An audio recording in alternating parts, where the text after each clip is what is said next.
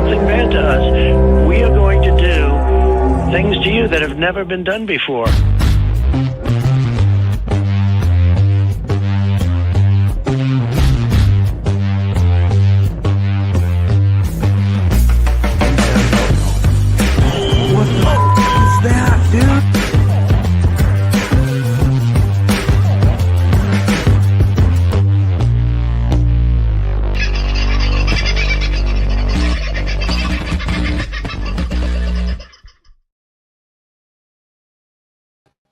Howdy, folks. How are you this very fine Monday? It is the eve of Christmas. And if you're like many people, you will have already knocked off for the Christmas break. I trust if you are doing that, you're putting your feet up, you've got the appropriate prawn or whatever else on the barbecue and a beer in hand.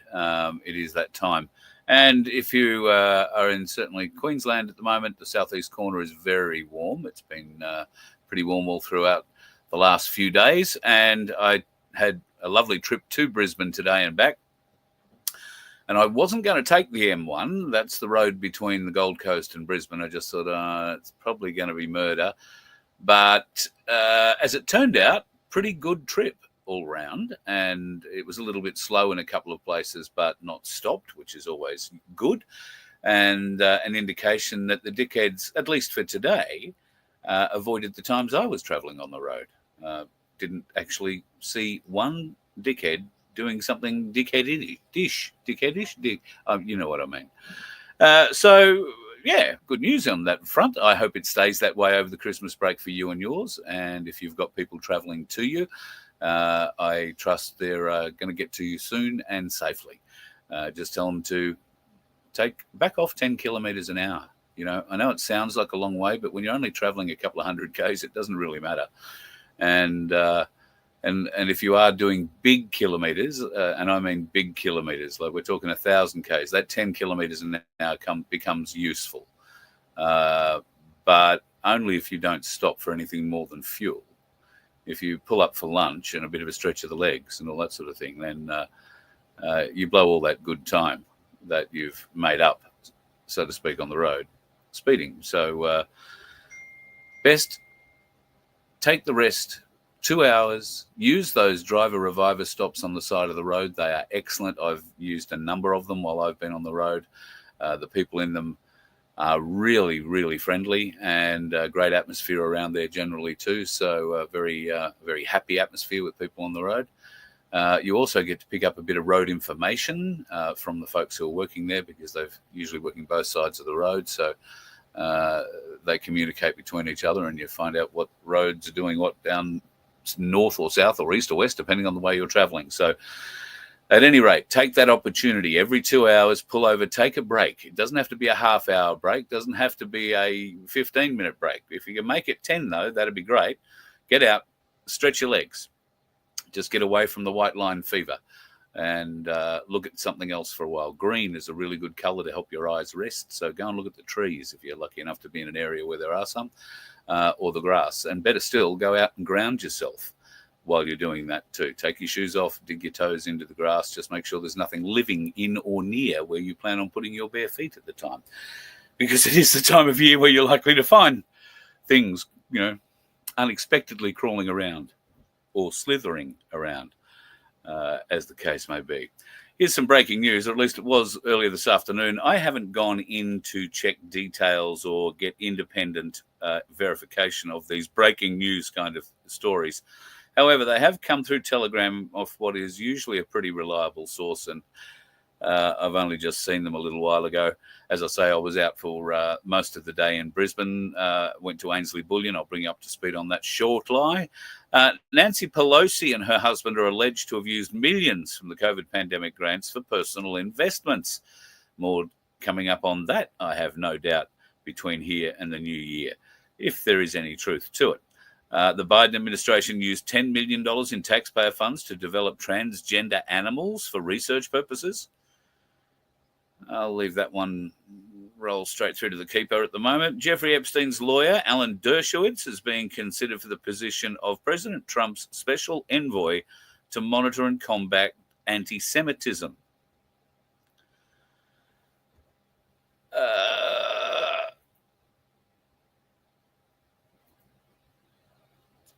Elon Musk has demanded a fully transparent investigation into John Podesta, Hillary Clinton, Tom Hanks, Jeffrey Epstein, and Diddy. To that name, they may also add, or that list, they could add Ashton Kutcher, because he's accused of providing Diddy's VIPs with kiddies. There are texts to support this claim or these claims. So I guess what we say at the moment is watch this space. It's bound to get a little interesting. As for the rest of it, well, Alan Dershowitz, I do believe that, he has had Trump associations in the past. Trump seems to be appointing these special envoys hither, thither, willy-nilly. I don't know if I mentioned it the other night or not, or maybe this is the first opportunity since he's done it. He has appointed his former executive TV producer, Mark Burnett, as his special envoy to the UK. Now, I don't know what that means, unless they're going to run some sort of presidential type campaign in England, because the monarchist system has fallen over for a variety of reasons. Just, between you, me, and the gatepost. This is news which is not necessarily brand new, as you can see. It came out in May. AstraZeneca withdrawing COVID vaccines months after admitting the rare side effects. What is new is that the Australian drug regulator, that's the TGA, knows that DNA fragments in mRNA vaccines can enter nuclei and integrate into the genome through internal emails. Now, we have a number of senators and others chasing the TGA up for information on this and many other things that we believe they've been hiding for a very, very long time. Are they having any luck with it? No. So far, we've chewed through one director of the TGA. He's now got a plum job with one of the big pharma companies, I'm led to believe.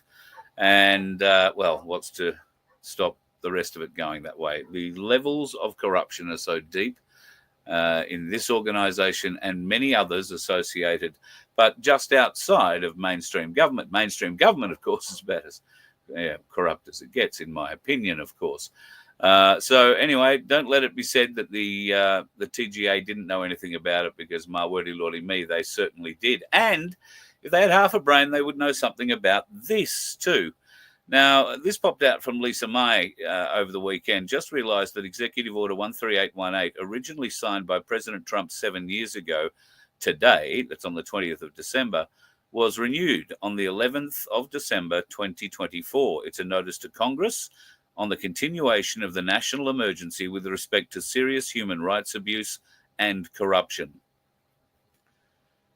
Ask yourself why Joseph R. Biden would have continued that particular executive order again if Joseph R. Biden was actually in control of things. Do you really believe that he would keep those executive orders and others that Trump has signed around that time and prior to that time that relate to treason, that relate to other countries being involved in election fraud? These have all been continued as well. And they have to be continued, signed off on by a continuing president, because they are a national emergency. It has to be acknowledged. And that is the two key words in all of those documents: national emergency. The president declared a national emergency. And if you think back, he actually declared 5 national emergencies while he was president. And under the law, Congress has a duty to look at and act immediately upon anything that the president deems a national emergency. What did they do? They ignored it. Not once, not twice, not 3 times, but 5. 5 times. Now, ignoring a presidential declaration of a national emergency once will get you in a whole heap of trouble, just through the laws that currently exist. But when an entire Congress refuses to acknowledge 5 national emergency declarations by a sitting president, then that all of a sudden looks suspiciously like treason at its highest governmental levels. It will be very interesting to see what happens come January 20. Very interesting indeed. If you are heading out on holidays, I would advise you to be prepared, as they say. Have a bit of spare food floating around, a few tins of spaghetti or whatever. Just be on the safe side. You might need 3 days. You might need 10. You might not need them at all. But better to have them and not need them than the other way around, as you all know. All right, skipping forward. I thought at this point in time we've covered some heavy subjects, so we'll pop in something that made me smile today. And I'll tell you a little bit about my trip to Ainsley Bullion. I left with plenty of time to arrive in time for our lunch date today. I was going out with Michael Engerman for lunch, and as it turned out, probably would have been Paul Engerman too, as he was in there working. However, everybody was working in at Ainsley Bullion today. It was all hands on deck. There were so many people in the office when I arrived a bit after midday, and admittedly, the team are exceptionally efficient. I don't say push people through, but they very professionally look after you. And I waited maybe 10 minutes. I had my number. So I'm not sure if you're familiar with how it works, but if you go into Ainsley, Melbourne or Brisbane, you'll be given a number when you arrive, just in case that there is a busy time. And obviously, when your number is called, you go through the security and out the back to have a bit of a chat with whatever you want to do, buy, sell, or whatever else. Now, today, I was number 15 when I got there, and they called number 2 just as I sat down. And I thought, oh, well, okay, I'll be sitting here a little while. We're busy. No worries. Had no plans, so it was all good. I think maybe just over 5 minutes is all it took before it fed through to me. And it was a very pleasant hour or so that I spent with Michael and the team at Ainsley Bullion on their last day of work this year.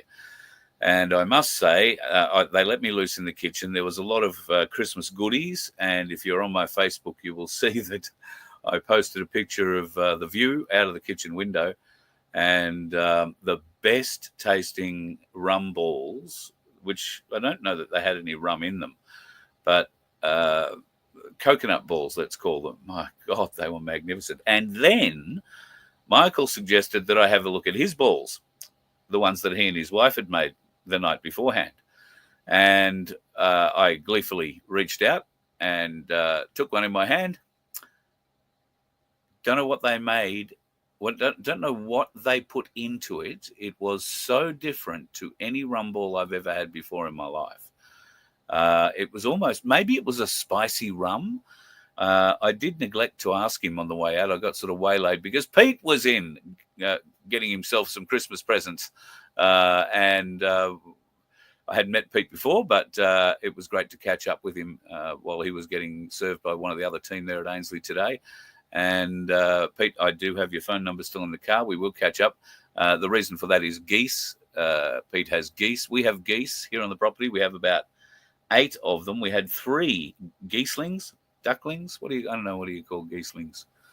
Little geese, baby geese, little. Anyway, we had 3 of them, and now we got 1. One got taken by a fox. One just decided to give up life, or tried to take off and ran into a tree or something and broke its neck. There didn't seem to be any physical damage to it. And the other one, though, kicking along. So, flying along maybe is a better way of putting that. So, yes, we are going to go and get 1 or 2 more geese. Looking forward to having a bit of a chat with Peter today. And Merry Christmas to you and yours, Peter. I do trust that things go well for you over this break. Now, I've shown you this photo a bit over recent times. This was taken back in October. And in the foreground there, you'll see that something is being constructed at the front of the White House. And there has been a great deal of speculation that what is being constructed are gallows. I would like to say I personally feel that gallows they could be, but maybe not. Okay, guys, so I am standing on the north side of the White House. You can see the monument right there to the left. And this is the structure that you should be able to see when you look at the live cam, if you look at it. Now, I just made another TikTok of the structure that's on the other side of this. We can't see it, but it's on the other side of this, closer to the White House, where the president sits. So you can look for that one. But I wanted to do a quick one here, and I'm sorry, the fence, and show you what this looks like now. Okay, so this structure here is where the media will set up for inauguration. You know, I know that there's a lot of chatter out there right now about this being gallows, and I'm sorry that I don't feel that way, guys. I just don't this time. This city is being prepped for an inauguration. Okay, so now in 2020, this structure, I don't know. It wasn't used for inauguration. And I stood out here and looked at this damn thing for, you know, months on end, but it was not used for inauguration. And the structure that's on the other side of this, that the president and his guests sit in, that was not built in 2020. So Right. That goes on for another little while. And thank you to the TikToker who took that vision. I would point out that at no point in history has the inauguration ever taken place at the White House. The inauguration takes place at the Capitol, not the White House. So the only thing that happens at the White House is the new president arrives at it and walks inside.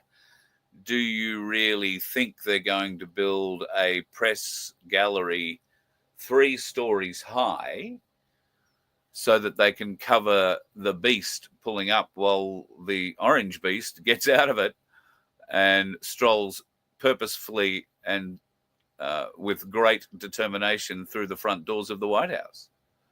They won't. They'll have a camera standing by on the driveway, not 600 meters back into the, well, it's probably not that far, 200 meters back into the gardens. So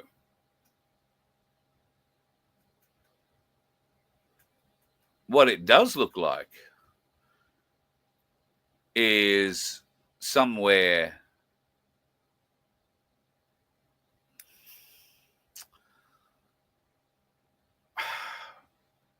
this is probably going to offend some people. What it does look like to me is somewhere where you can process a lot of hangings at the same time. And you can process them on 2 different levels. So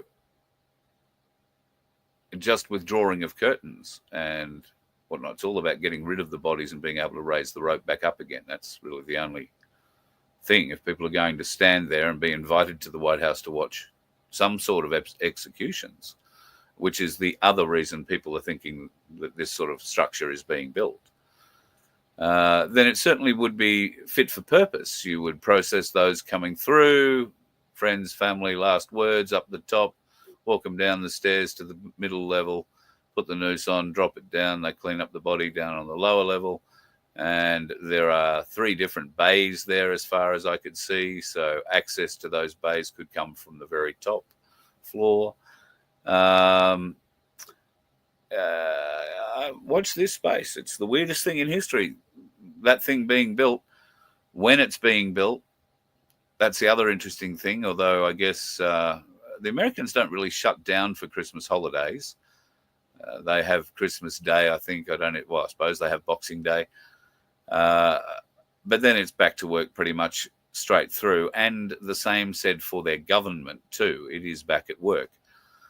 Of course, there is a big and very important date, January the 6th, 2025, where that will be the next time we see Kamala Harris come out and have an opportunity to throw her spanner in the works, Will it get to that point, or are we going to see something happen at the White House that might involve some truth in and justice for the American people, and then hopefully further for people around the world, not just Australia, but New Zealand.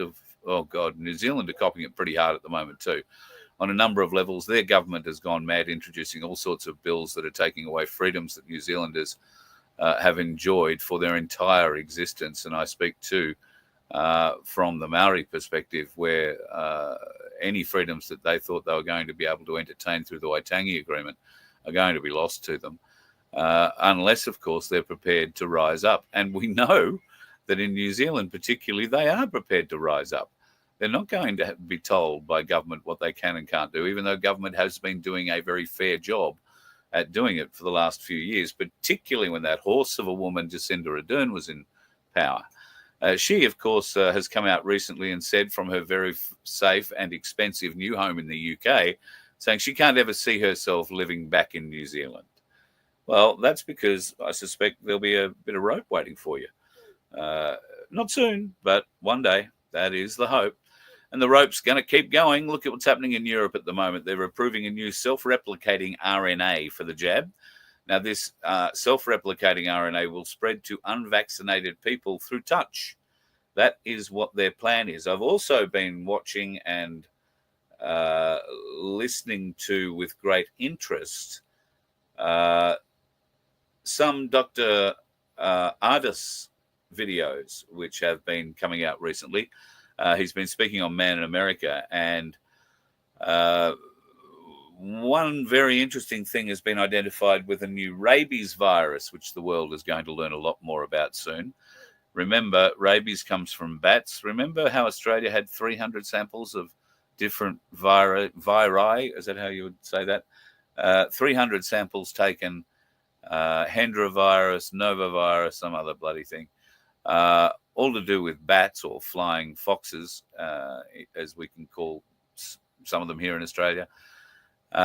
We don't have rabies in Australia, but who's to say there isn't some biolab here in Australia working with it? And oops, all those samples that were stolen some time ago, now all of a sudden we're seeing rabies in Australia for some reason, through bats. God, look out.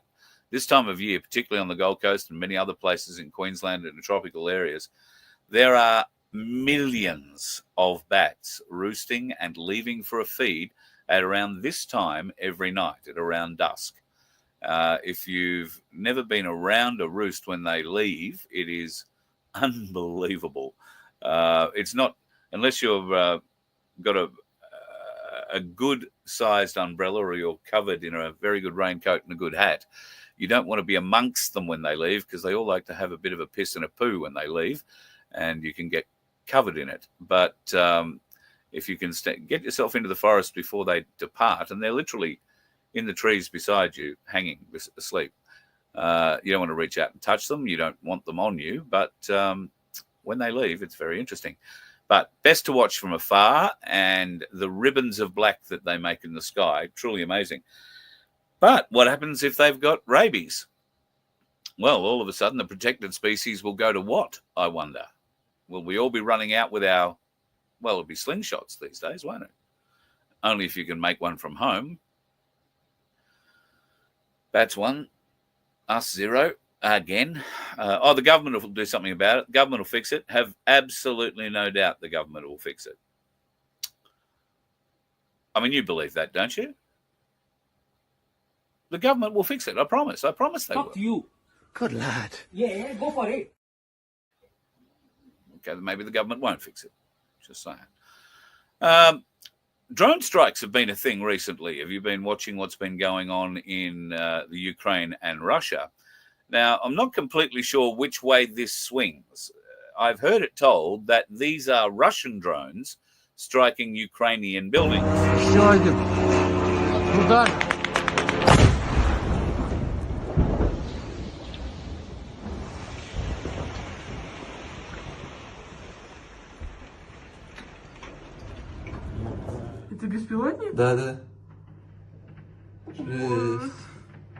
Еще gelip kıram.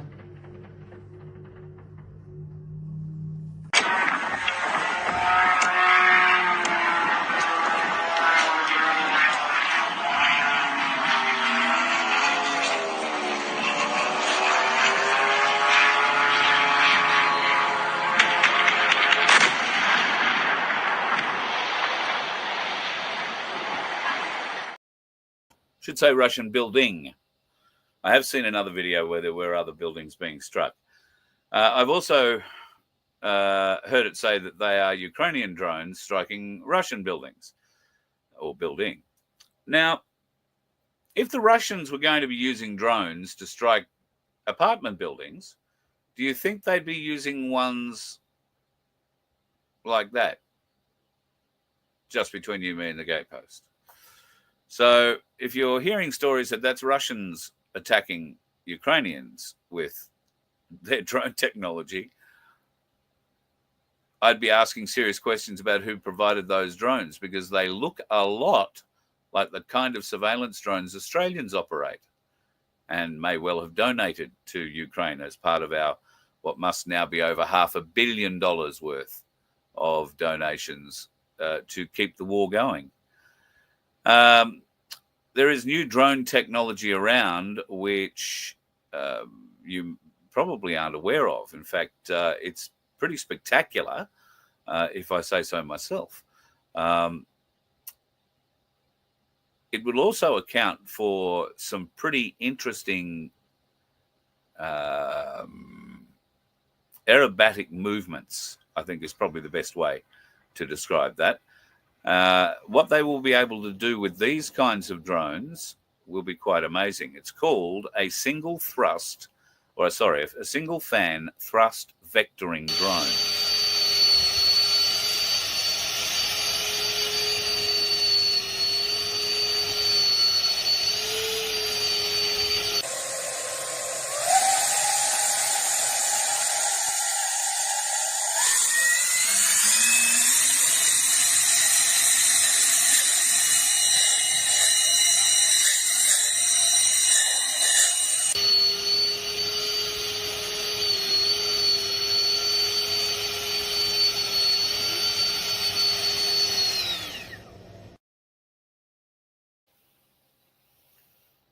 What do you think about that? How far away do you think it is before they'll have something a little bigger that they can fly around like that? Truth be told, they could do it right now with any jet engine currently made. The biggest problem they would have to solve is where to hold the fuel for it. That one, of course, is a battery-operated, electric-operated fan, but if you can figure out how to store enough batteries to give yourself enough power, or if you can supplement that with some kind of diesel generation or whatever on board, then you might find a lot of uses for old jet engines once you can fit them with what must be some pretty cool technology, gimbal-like technology to keep them balanced like they are. And I'm led to believe that there already are car-sized versions of single-fan thrust vector vehicles in certain militaries in the world already, 2 in particular. So keep an eye out for that sort of stuff. It's Christmas time, and what would you expect to get somebody who has absolutely everything? You know, somebody you always say, oh, they're so hard to buy for. They're almost an elite. Well, I hope you don't know anybody who is an elite and is very hard to buy for, but if you really wanted to, there is now a way that you can give the elite exactly what they desire without apparently torturing children for it. How far would you go to look and feel younger? Scientists may have found a real fountain of youth. The startup claims to have found the fountain of youth, and it is young blood. If true, this is huge, right? Dr. Jesse Karmazin believes the fountain of youth is filled with blood, young blood, preferably that of a person under the age of 25. What if you could reverse the aging process simply by getting a blood transfusion? That's what a new company called Ambrosia claims to do. Controversial new treatment that may hold promise, but at a price. It does appear to reverse the aging process. Dr. Jesse Karmazin is talking about transfusions with the young blood from teenagers, and he says it just may turn back the hands of time.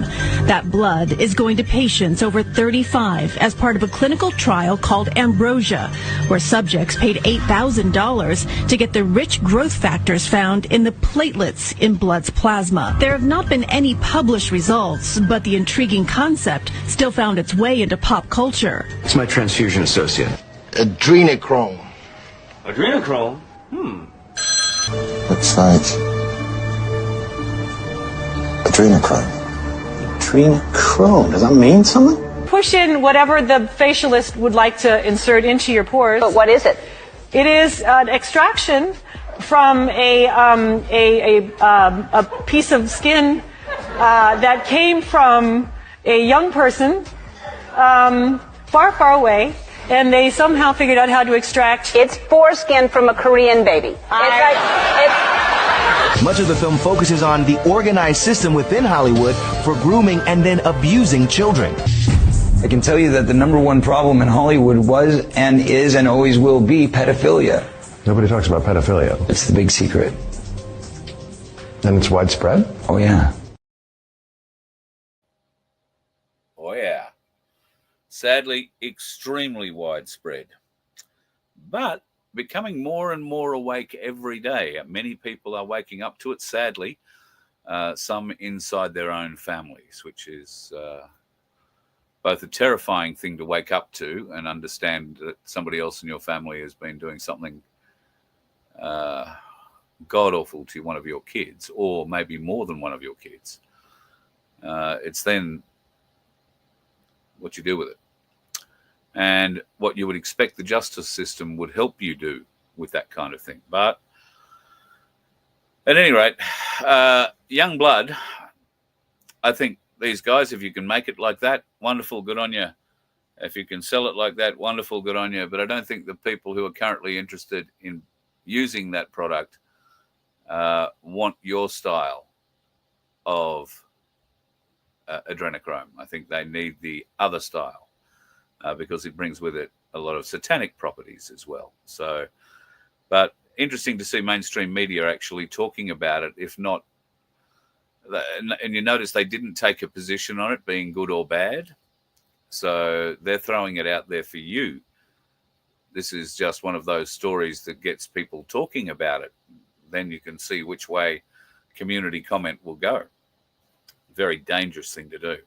Speaking of very dangerous things to do, if you don't live in one country and you want to get into it, and you don't have all the right paperwork, at the moment, there are a number of countries that are making it exceptionally easy for you to step over their border and straight into their country and basically do whatever the hell you like. It's getting ridiculous now, though, when Virgin News Media are helping illegal migrants out. Now, I'm going to play you the clip. This is an Irishman that you're going to hear doing most of the talking, and he has a very severe Irish accent. I had to listen maybe twice or 3 times to pick up some of what he was saying. Some of it's quite easy. Some of it, no idea. But have a listen. You'll get an idea towards the end how shocking this is. It's a bunch of illegal immigrants who've been caught with someone from the Department of Immigration who is traveling in their private vehicle. There are a number of Virgin Media news crew traveling in a Virgin Media car, and there is a producer traveling in a personal vehicle as well, all involved in this. So just watch this. Look, Virgin Media, look. I see the report on the street, guys. They're all getting into this fella's car here, look. And there's a bus load of them as well, lads, look. I'm fucking glad. Told you, lads, this is my area. This is my area, yeah? This is my area. And this NGO. Yeah, that's an NGO, lefty sell out cunt, that's his car, they're all getting into. Where are you bringing them to? Where are you bringing them to? Virgin media, you're here to tell the truth, are you? No, you never tell the truth, don't you? Look at them all. Why are you all hiding your faces, lads? If you are innocent people fleeing war. Virgin media, fake news. So there's that lefty. Where's the NGO? There he is there. You go with them. Yeah. Okay. So then we'll manage. Virgin media are taking them. Fuck off. No way. Look at this. You are well looked after, aren't you, lads? Jesus Christ. You are well looked after. Look at them. Nice gear and all they have on. No way. Did I just catch Virgin Media and taking them? Same with this fella here. No way. No way. No way. Hold on, bud. Hold on. This the Virgin Media News. Look at. They're taking them in this car as well, lads. Lads, what are you doing to the country? Virgin Media News and mainstream news reporters taking migrants in their personal cars. What's this? These are mainstream media. Virgin Media he is. Virgin Media, and he's taking migrants in his car. Wow. Wow. Wow. Virgin Media, look, she has them in her car as well. Holy mother. This is madness, guys. That's mainstream media taking migrants, illegal migrants who come into the country. What hope you got when they're building their own stories by smuggling their stories across the border themselves? I mean, seriously. How do mainstream media have any audiences left? I find it so difficult to understand how anybody is still watching them. There is so much evidence available to show how they manipulate those who just turn on the news every night at 6 o'clock or 6:30, or God forbid you watch 7 o'clock news, which means you're watching the ABC. And if you're watching the ABC and you're watching this now, God, it must be a shock to you. Hello and welcome. I don't wear a tie, not usually. The ABC. Well, all I can say about the ABC is you ain't going to hear anything but propaganda from the ABC. When media companies, mainstream media companies, commercial media companies around Australia at the moment are slashing jobs, slashing budgets, slashing their income targets because their advertising dollars have dried up in a pretty significant way. What is thriving? Live streaming is thriving. I can't say that this live stream is thriving when it comes to profitability of ads, but that has a lot to do with the content that I put forward. I don't put forward really cute donkey stories, but I really wish I could with Sandy and Baz. Might make us all some money. But, there's... I've just lost my train of thought because I saw Susan Buxton has popped into the chat. Hello, Susan. I hope you are well. I have been meaning to call you about all things electrical. Things seem to be sorted at the moment, but I do hope you're well. I'm not sure if you're back in Tassie or if you you went off to go and see your sister somewhere, I think. But I do hope you are well. Also, while I'm saying hello to people, I would like to say hello to Janine, which takes me back to Ainsley Bullion today. Now, I don't know if Janine wants me to mention her last name, so I won't. But Janine, when I arrived at Ainsley Bullion today, I found a little present from you for me. Thank you very much. I can't thank you enough. So I hope you and your family have a wonderful Christmas and New Year, and that 2025 brings us all what we deserve, I think, is the best we can all ask for. What we deserve. And if we've been working hard, doing the right thing by others, then I think we're all going to do very, very well out of it. And I know you lot will. It's the others who aren't going to do so well that aren't going to be happy with us that we're probably going to have to learn to deal with. And boy, won't that be fun. So yeah, at Ainsley Bullion today, it was wonderful to catch up with the team. I didn't sort of see everybody who was there because, as I say, they were flat out. And I'm not sure exactly how many people Ainsley have working for them now at their Brisbane office, but there must be 20 odd. And I missed out on seeing Ruth. So, Ruth, I apologise. Didn't see you anywhere. You must have been busy with a client. So, next time in 2025, look forward to that. Did catch up with Michael and Paul and Chris and a couple of the other guys. And of course, Peter, who was in getting some bullion while I was just about walking out the door. And we sort of bumped into each other. I'd never met him before, but he sort of spotted me. So it was great to catch up with you, Pete. And yeah, I will be in touch about the geese, or at least somebody from here will. Do I get to Tassie often? Peg, I would love to get to Tassie, and I'd love to get there with the bus. I understand getting there on the Spirit of Tasmania at the moment is a bit of an issue. Well, I've always understood that. The cost of it is horrendous. I think I looked at it earlier. It must have been about this time last year or earlier than this time last year, to come in March of this year and spend March, a couple of weeks of April. So I wanted to spend 6 weeks and then come back. And they were fine. They could get me over in March, but they couldn't get the bus back until the end of July. And that really wasn't going to work. So now I hear that there are 2 new ferries, bigger, on their way from Finland. These have been coming and coming and coming and coming and coming for some years, but finally one of them has actually been built, and it set sail out of Finnish waters, heading for Scotland. And that's as far as it's got. Why? Well, unfortunately, because an area called Pier 3, which will be the new docking area for these new ferries, because they are larger. Currently, there's a bit of a silting and depth problem in the Derwent. Is it the Derwent? I don't know, whatever river is in Devonport, where they come in and land currently. It's a bit shallow for the current ships, and certainly too shallow for the new ones. So they're dredging all that out, but the port facilities haven't been built for it yet. And they look like they're going to take some time, at least another couple of years.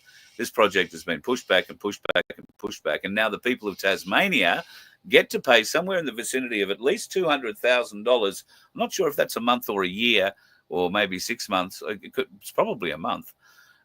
To have their brand spanking new Spirit of Tasmania tied up alongside at a wharf in Edinburgh, which is where the first one is. The second one has a little while to go yet, but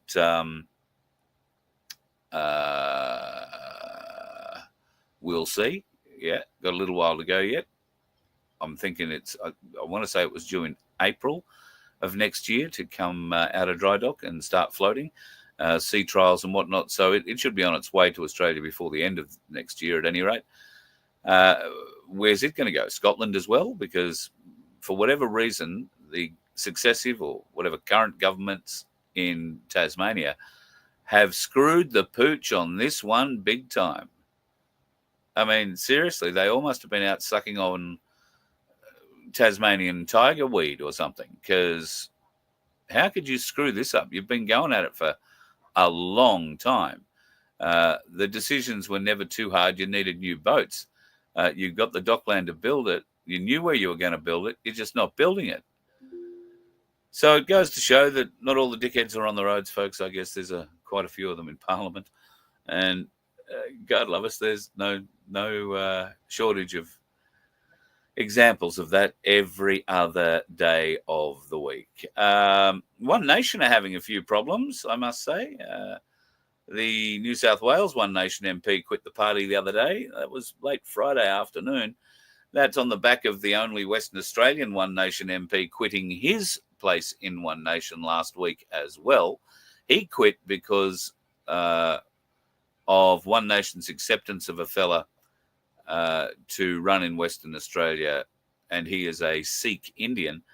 I got no problems about him being a Sikh Indian, other than he seems to be a serial offender when it comes to popping up for elections. He hasn't been elected yet, but this is at least his second go-around. Last time was in South Australia. So were One Nation using him then to test the water and just see, what sort of support there was Are they doing the same for him this time round in Western Australia by supporting him or having him as part of the party?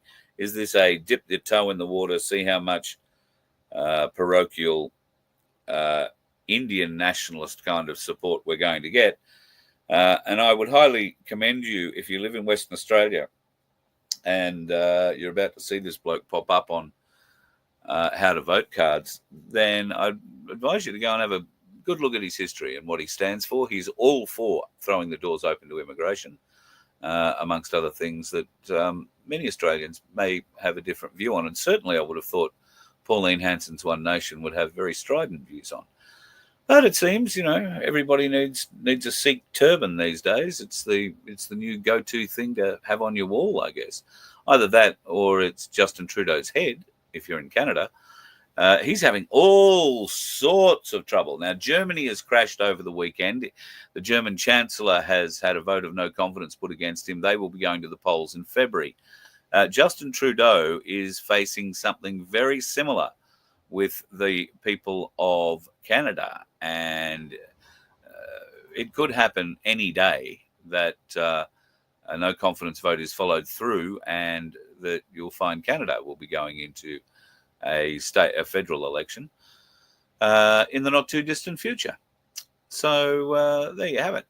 I think that just about wraps up, pardon me, everything I've got to tell you for the day. That's an interesting one, Supper Mum.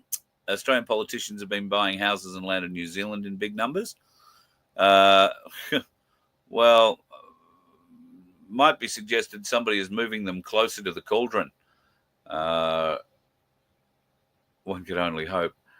The other reason to, of course, move to New Zealand is that they don't take your guns off you unless you do something stupid with them. You are allowed to actually own guns, and you don't have to jump through all the amazingly ridiculous paperwork that happens here in Australia.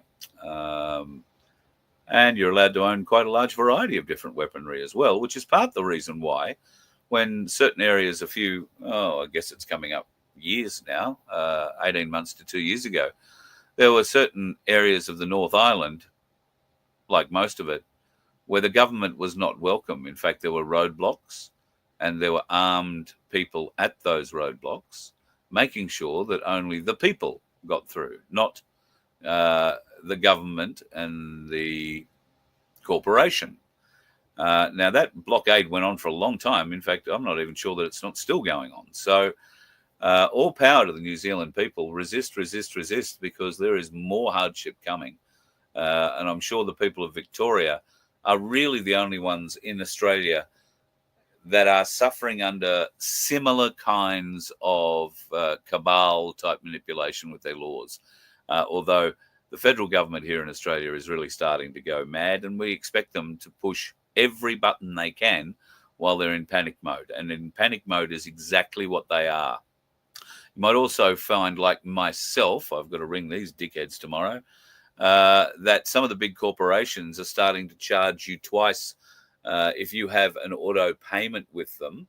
And I'm going to use myself as an example. I have a Telstra auto payment that comes out early in the month. I think it's like the 8th of every month. They got their payment on the 8th of the month. They're going to hit me up for another one tomorrow. Same payment, but they're hitting me up for another one tomorrow. Now, why would they be doing that? I'm not due to pay for another month. I pay for a month.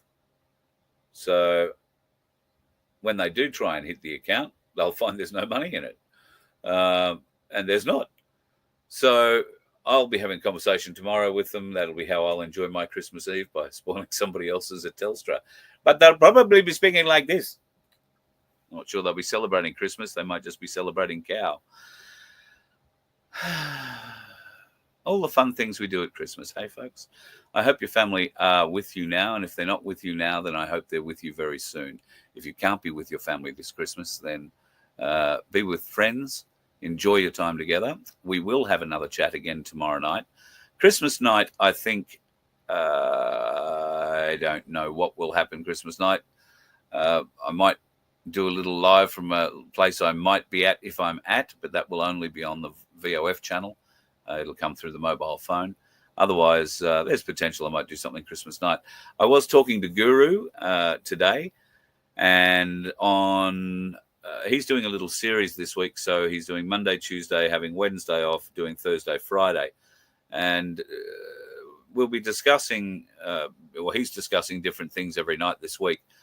He's asked me to join him on Thursday night at 6 o'clock Queensland time, 7 o'clock New South Wales time. So my show on Thursday will be maybe, 7:30 rather than the normal 6:30, whatever it'll be. But I did agree to go on his show and have a bit of a chat. Looking forward. It's been a while since I've been on his show or he's been on mine. So it'd be good to catch up, see what they're doing, and see how they spent Christmas. So that's Boxing Day night. I'll be doing Guru's show, and then I'll probably do something of mine afterwards. Or I'll ask him. We'll see how we go. We might even try and link both shows up and see what happens.